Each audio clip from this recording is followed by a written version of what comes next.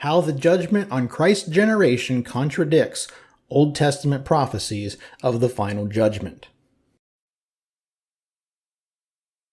For most preterists, full and partial alike, the question concerning to whom in Matthew chapters 23 through 24 Jesus was referring with the phrase "this generation" is a done deal. He meant his contemporaries and only them. Period, slam dunk, nothing to debate here. This is Preterism 101. As a partial preterist myself, I was once very confident of this fact too. But I can honestly say that I don't believe this anymore. There are many reasons for this, but one big tip-off comes from comparing the words of Jesus to those in Jeremiah chapter 31. In Matthew chapter 23 verse 35, when speaking harshly to the Pharisees regarding their hypocrisy and wickedness in murdering God's prophets, Jesus says, "And so upon you will come all the righteous blood that has been shed on earth, from the blood of righteous Abel to the blood of Zechariah son of Berechiah, whom you murdered between the temple and the altar. Truly, I tell you, all this will come on this generation." He describes this generation being held accountable for the blood of people that they had never even met, let alone actually murdered.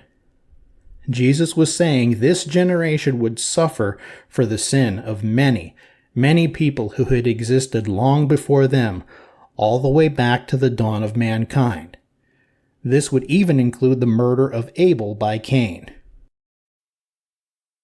Now, compare this to Jeremiah. In those days, people will no longer say, "The parents have eaten sour grapes, and the children's teeth are set on edge." Instead, everyone will die for their own sin. Whoever eats sour grapes, their own teeth will be set on edge. Jeremiah chapter 31, verses 29 through 30 of the NIV.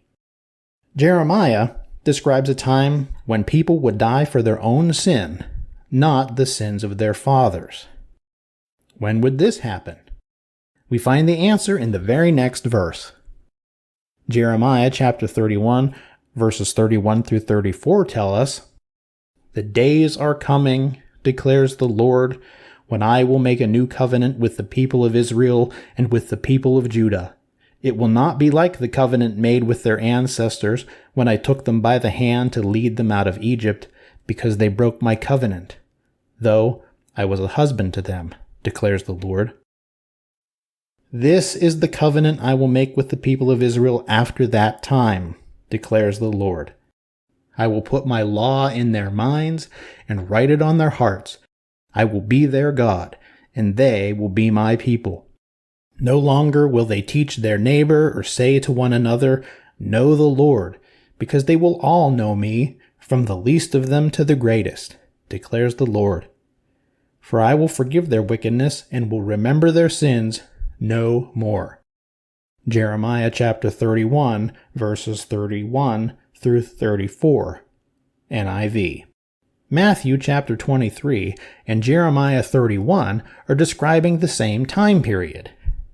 Both Jesus and Jeremiah are describing the state of affairs that would characterize the new covenant in the early days when it was established.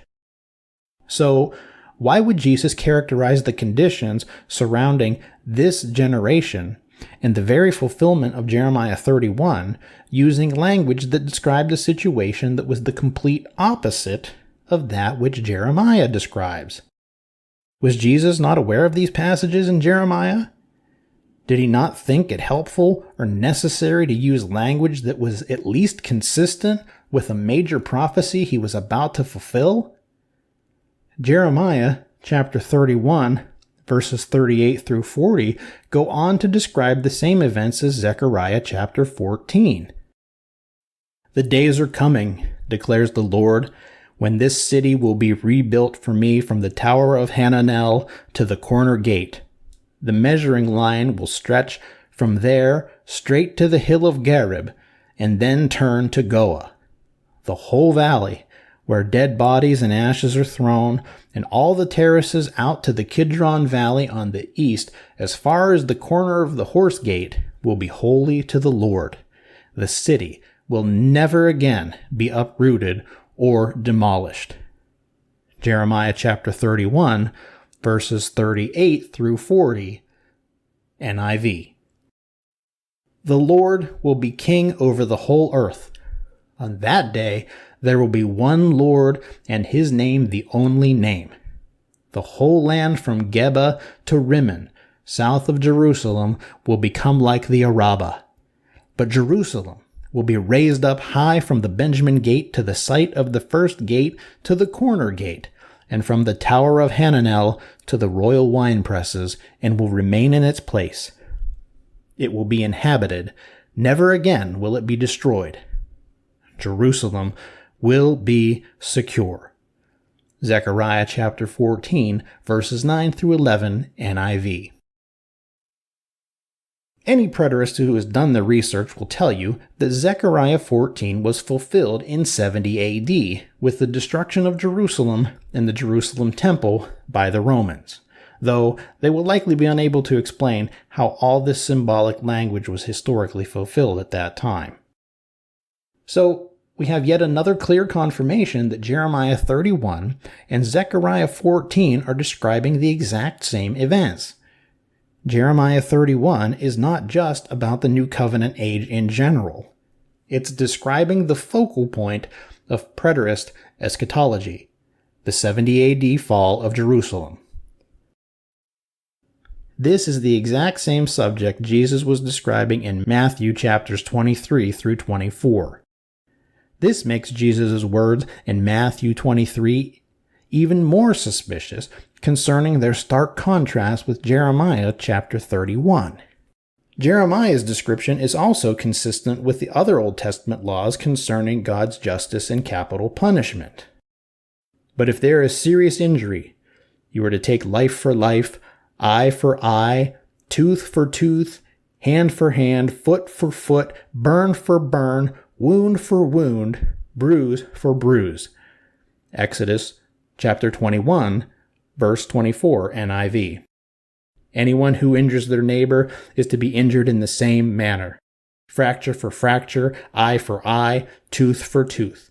The one who has inflicted the injury must suffer the same injury.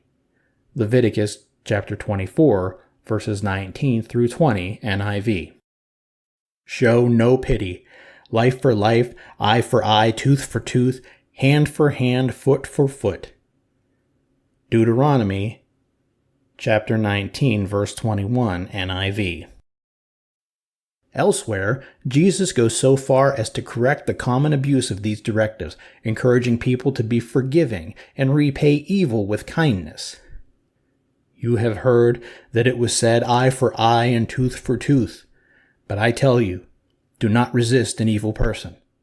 If anyone slaps you on the right cheek, turn to them the other cheek also. And if anyone wants to sue you or take your shirt, hand over your coat as well.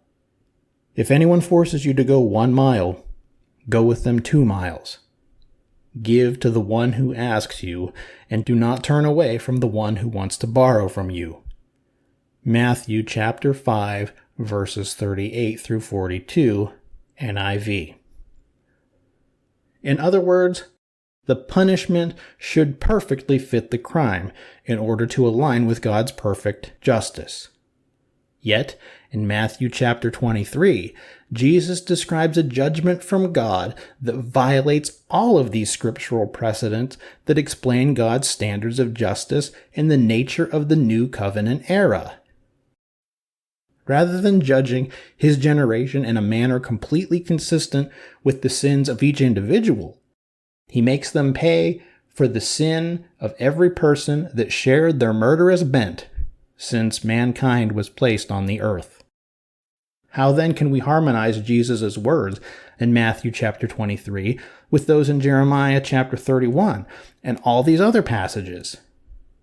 The only way to make logical sense of these passages is if Jesus used the phrase, this generation, in a sense that somehow included all the guilty parties themselves.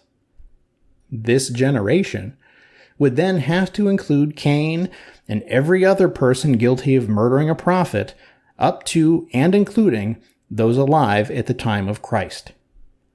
Christ could logically and consistently address this group of people while referring to them through his contemporaries via the pronoun you and demonstrative determiner this, if they were to be seen as the current representatives of this long line of murderers.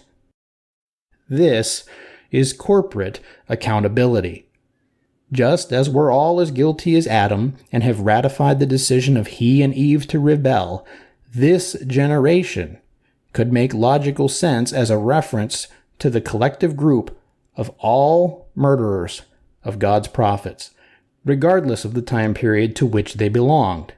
They could all be part of this generation of whom the Pharisees were the current representatives or manifestations. Indeed, to completely square Matthew chapter 23 with Jeremiah chapter 31, there is no other option. This generation must include all of these people. But if this is truly what Jesus meant here, it raises another burning question. Why would Jesus choose to use the seemingly scope-limiting and time-binding phrase "this generation" to refer to this broad group of people? This is highly unusual. One would hope there would be an exceedingly good reason for this. Preferably, that reason could be demonstrated from Scripture. In my video, The Dual Nature of Christ's Generation, we explore the answer to this question with some astounding scriptural discoveries.